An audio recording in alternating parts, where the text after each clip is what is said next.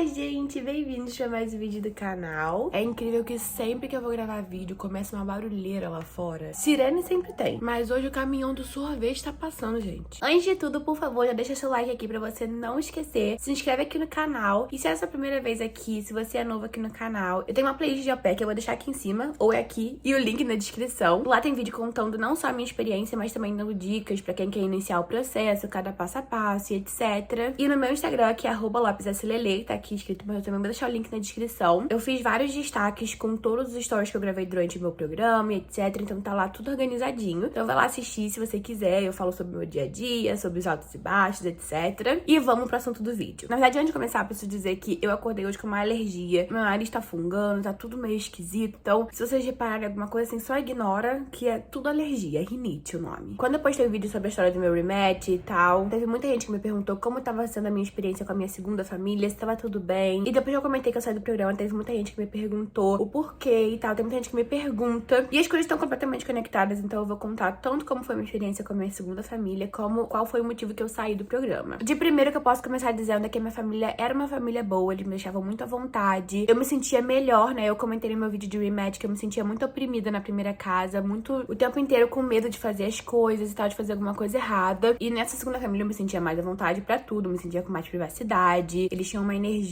mais leve, eles eram mais relaxados, então era muito melhor. Por exemplo, na primeira casa eu tinha que perguntar antes de comer as coisas, eles deixavam claro que coisas que eles não comiam, eles não iam comprar pra mim, então se eu quisesse comprar, eu tinha que comprar com o meu dinheiro, ou deixavam claro coisas que eles não comiam e que não entravam na casa deles, etc. Já nessa segunda família, no meu primeiro dia, eles já perguntaram o que eu queria beber, o que eu queria comer, se eu queria refrigerante, se eu queria que eles comprassem suco, de que eu queria suco. Então, eles compravam tudo que eu pedia, tipo, qualquer tipo de besteira, etc. A casa não era cheia de regra, enfim, eles eram muito melhores de se viver do que a minha primeira família. Só que eles tinham alguns problemas que sempre vai ter problema, né? Só que os problemas que eles têm, a au pair nova tá passando pelas mesmas coisas. E quando a gente conversou, eu tive até vontade de chorar, porque foi um gatilho das coisas que ela tava falando, de como ela tava se sentindo. Então eu acho que os problemas que eu vou comentar que eles têm aqui, acaba fazendo, talvez, eles serem uma família perigo. Que os problemas são a mãe e as crianças. Assim que eu cheguei lá, eu tive muita dificuldade de adaptação com a criança. Na verdade, a criança comigo. Ele tinha 2 anos e meio na época e ele tinha uma au pair antes. E no mês anterior de eu vir pra lá, a au pair tinha ido embora e os pais estavam de férias com as crianças. Então, quando eu cheguei lá, foi muito difícil essa adaptação e eu achei que era só porque era uma adaptação e que ia melhorar. Então, o que acontecia? No meu primeiro dia, os pais estavam de folga, então eles ficaram com a gente o tempo inteiro. E no meu segundo dia, eu já comecei a trabalhar sozinho, só que eles tinham pego, tipo, uma flexibilidade de horário pra eles poderem estar em volta caso eu precisasse. Nas minhas primeiras 2 semanas, o menino gritava mãe o tempo inteiro. E era assim, gente, mais 6 vezes por dia, a mãe tinha que parar o trabalho e vir, porque o menino estava berrando, mas assim, era um escândalo. Falando, mãe, mamãe, mamãe. E gritando muito. Parecia que eu tava matando ele, qualquer coisa do tipo. E era sempre motivos, tipo...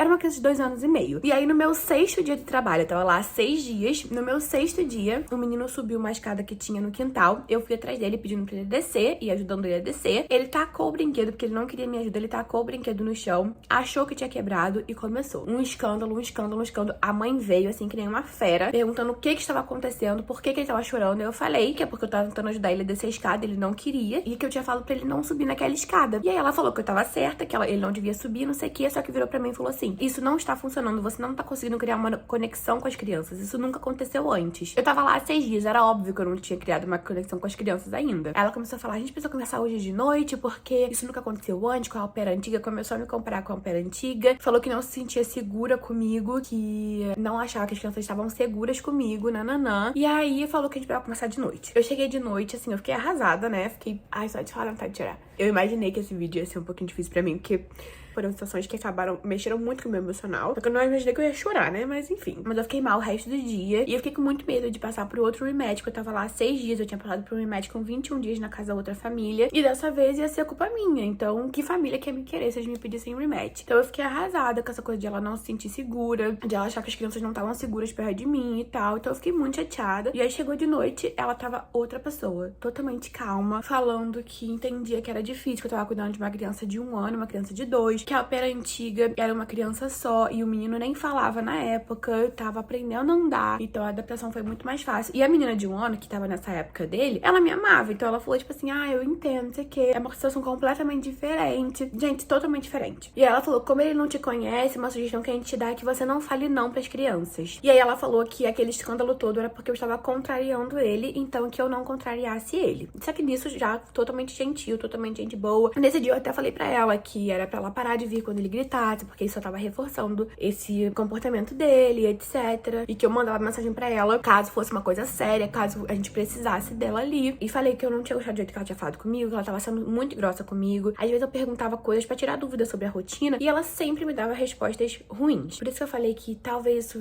faça eles serem uma família perigo, porque a Alper Nova muitas vezes me mandava mensagem no começo perguntando as coisas porque ela não se sentia à vontade de perguntar as coisas pra mãe, porque a mãe era grossa com ela, comparava ela comigo, mandava ela me perguntar as coisas se ela tinha uma curiosidade. Era super assim, super desnecessária. Só que ela não era assim o tempo inteiro. Quando ela tava bem, ela era super gente boa, super legal, nananã, boazinha. Só que ela se transformava nos momentos de estresse, assim, transformava, começava a falar um monte de besteira. Então eu escutei muita besteira, eu escutei várias vezes que eu não conseguia fazer o meu trabalho direito, que ela não gostava do meu trabalho, que não tava funcionando, que eu tava atrapalhando mais do que ajudando. Vou contar um outro exemplo que também me deixou muito chateada, e foi quando eu percebi que eu falei assim, cara, ela deve ter algum problema psicológico, alguma coisa assim, porque não é possível isso ser normal. Depois que eu tava lá já 1 mês e pouquinho, quase 2 meses na casa deles, o menino entrou de férias na escola, e nesse dia aconteceu alguma coisa que ele gritou, essa coisa de chamar ela, que às vezes ainda acontecia, e ela vinha. Nesse dia ele gritou, ela veio e começou, falando que não estava funcionando, que desde que eu cheguei lá eu mais atrapalhava ela do que ajudava, que ela não tava conseguindo trabalhar, que ela ia ser demitida, que eu já devia estar adaptada com as crianças e etc, que eu já devia estar conseguindo fazer o meu trabalho. E essas crianças em volta ouvindo tudo. E aí eu me estressei nesse dia. Aí eu falei pra ela, olha só, a gente conversa mais tarde. Eu não quero ter essa conversa agora, não sei o que. Tipo, me estressei mesmo. Aí ela falou assim, tudo bem. E aí saiu de perto. Aí mandei uma mensagem pros 2 pais falando, gostaria de conversar com vocês mais tarde. Porque nessa época a gente não tava mais tendo problema, não tava tendo problema de convivência, não tava tendo problema com as crianças. Foi tipo a primeira vez dentro de um tempão que não acontecia nada. E aí mandei mensagem, eles falaram que tudo bem. Aí ela veio de novo durante a tarde e veio falar comigo, olha, o que aconteceu, na verdade, a gente nem precisa sentar pra conversar não, é só porque ele tá entrando de férias agora, eu tô com medo de como vai ser a rotina de vocês. Eu não sei se você tá montando uma rotina pras férias, não sei o que, não sei o que. Falou assim, tipo, normal, é só porque eu quero que ele tenha, que ele se divirta nas férias, nananã. E foi isso. Eu fiquei assim, cara, como assim? Você falou várias coisas pra mim, falou que eu tô te atrapalhando, que você vai ser demitida por causa de mim. Eu não falei isso pra ela, né? Mas porque você quer que as crianças se divirtam nas férias, tipo, não é só você me falar isso. E isso foi por meses. Eu ia perguntar coisas simples pra ela, respondia com uma grosseria, assim, sem fim. Até que eu comecei a lidar com isso, assim, ignorando e falando assim, ai, dane-se, tipo, o problema é com ela. Só que nesse meio tempo, tem a parte das crianças. É porque eu tô tentando contar assim, porque todas as coisas estavam acontecendo ao mesmo tempo, né? As crianças com os pais ganham tudo no grito. Eles não ouvem, não. O menino já me bateu com um taco de beisebol de plástico, mas um taco de beisebol que ele tem de brinquedo, ele me bateu. Ele já me mordeu. Ele nunca queria sair de casa, ele só queria ficar preso dentro de casa o tempo inteiro. E eu fiquei traumatizada de atrapalhar os pais por causa dessas situações que aconteceram. Eu fazia todas as vontades dele pra poder não atrapalhar os pais. E mesmo assim, tinha dias que ele gritava mãe várias vezes por dia, que ele chamava pela mãe várias vezes por dia. E a mãe me culpava, ela falava que eu não tinha controle com as crianças. Só que os pais não tinham controle com as crianças. Ela me cobrava de uma coisa que nem ela conseguia ter. Ele ficou de férias de maio a setembro, porque ele é pequenininho, né? Então as férias de verão dele duraram todo esse tempo. Todo dia ele em casa e eu sempre muito nervosa, porque eu fiquei traumatizada. Eu tinha medo dele. Eu tinha medo porque ele definia como ia ser meu dia. Quando ele tava de bom humor, meu trabalho era ótimo. Quando ele tava de mau humor, meu trabalho era uma bosta. E aí eu tinha problema com ela por causa disso, etc. Então eu tava sempre nervosa como ia ser o dia anterior. Eu tava sempre orando pelo humor daquela criança, daquela mãe. A minha parte preferida de cuidar de criança é poder usar minha criatividade, é poder fazer atividades, etc. E levar pra lugares diferentes. E eu não conseguia, porque ele não queria sair de casa. Quando saía, ele não queria voltar. Por qualquer motivo, ele se tacava no chão e começava a gritar. E eu com a bebê de 1 ano no colo, que ela ainda não andava, e ele se tacando no chão, fazendo birra, gritando. Criança tem seus momentos, toda criança faz birra, toda criança, né, tem esses negócios, faz pirraça. Só que ele era todo dia, e assim, umas 3, 4 vezes por dia. Essa coisa de se jogar no chão, berrar. E a menininha começou a ficar igual a ele. No começo ela era muito boazinha, só que depois ela começou a ficar igualzinha a ele. Foram 6 meses, assim, de abril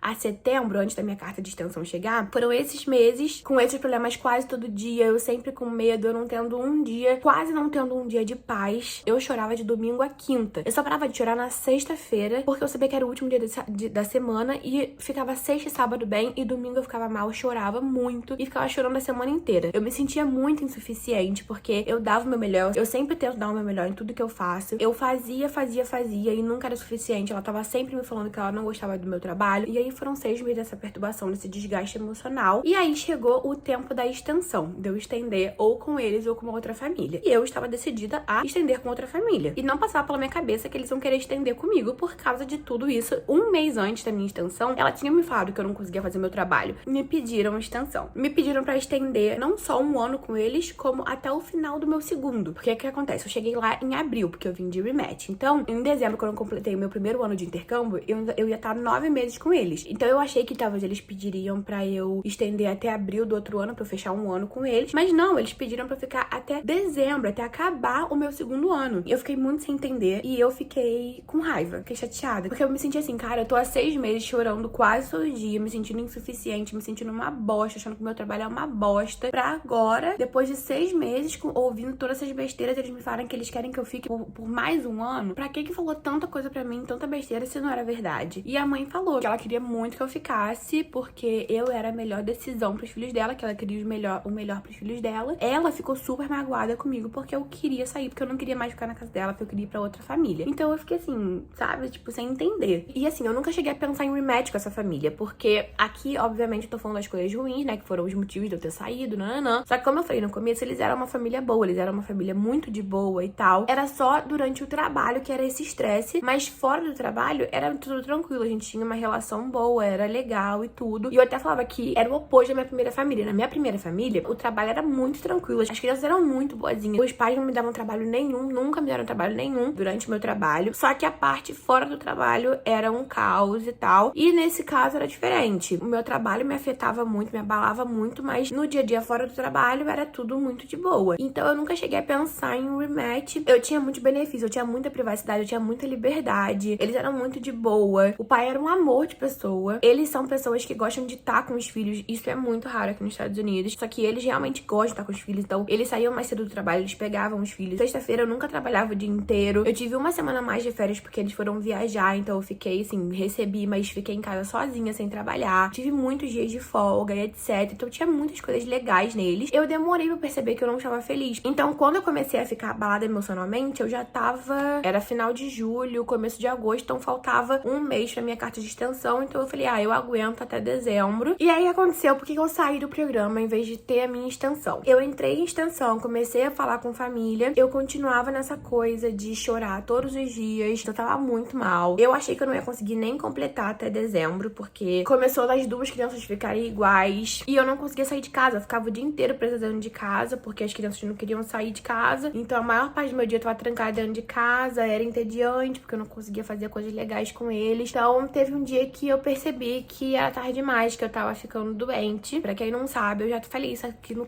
começo do canal. Eu tive depressão alguns anos atrás e eu passei, 3 anos lutando contra isso. Então eu sei como é. Eu sei como é se sentir doente. Eu comecei a ter momentos, assim, que nem eu falei. Por meses eu só me sentia feliz sexta e sábado. E nesse momento eu já tava ficando triste no sexta e no sábado, porque o final de semana passava muito rápido. Então eu já não conseguia curtir, eu já ficava ansiosa. Eu comecei a perceber que muitas vezes eu tava vivendo no automático, assim. Eu me desligava, eu não sentia nada. Naquele momento eu não tava sentindo tristeza, não tava sentindo raiva, não tava sentindo nada. Eu tava, assim, fora do meu corpo. Tava tendo quadros de apatia. Quando eu tive depressão, isso era uma coisa muito forte que eu reparei depois. Quando eu melhorei, eu percebi que eu tinha muito isso. Eu não sentia nada. Eu não sentia tristeza, eu não me sentia triste, eu não me sentia... Eu só não sentia. E eu comecei a perceber que isso tava voltando e que eu ia ficar doente, entendeu? E que se eu continuasse daquela forma, eu ficaria depressiva. Nesse momento eu já tinha decidido sair. Em setembro eu decidi sair do programa. Eu falei com a agência, falei com a minha host family, falei com todo mundo. Eu percebi que já era tarde demais, que eu tinha perdido o prazer em relação ao programa em si, que eu tava ficando doente, que eu não gostava, que não era mais pra mim e que a melhor opção pra mim era sair do programa. Eu não queria mais morar com família, eu não queria mais esse desgaste. O meu rematch na primeira família me desgastou muito emocionalmente. Então, tudo que acontecia era meio que juntando. Eu saí de um rematch que foi traumatizante pra mim, e aí eu vim pra essa situação que também foi traumatizante pra mim. Eu não tive tempo de me recuperar emocionalmente do meu rematch. Eu falei, não é mais pra mim, isso não tá me fazendo bem, eu não vou ficar feliz e tal, e eu decidi sair. E aí eu quase quase saí, na verdade, antes de completar um ano. Em outubro foi quando eu tava falando disso, que eu tava me sentindo muito depressiva, ficando apática, nananã. E eu cheguei a pensar em sair antes, mas eu queria um certificado de au pair, eu queria completar um ano. Foi muito difícil completar as